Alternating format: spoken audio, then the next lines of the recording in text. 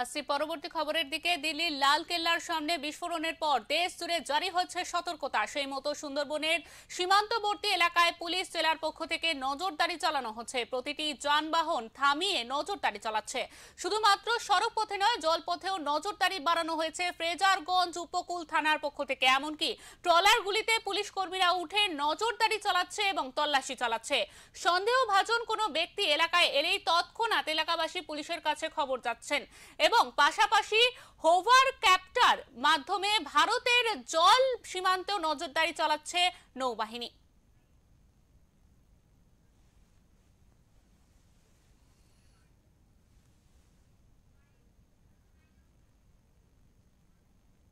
ব্যাগে কিছু অসাধারণ জিনিসপত্র আছে কিনা তাই তারা কিছু বললো না, কিছু বলছে না, কিছু নেই। ঠিক আছে বলেছে। এই নামখানা স্টেশনে চেকিং চলছে। কোথা থেকে আসছেন? আমি আসছি হচ্ছে কিনা নোয়াপাড়া থেকে, বরানগর নোয়াপাড়া। সেটা আমি শুনিনি, ঠিক বলতে পারছি। তবে পুলিশ ব্যাকপ্যাক চেক করলো, কিছু আর কিছু বললেন না?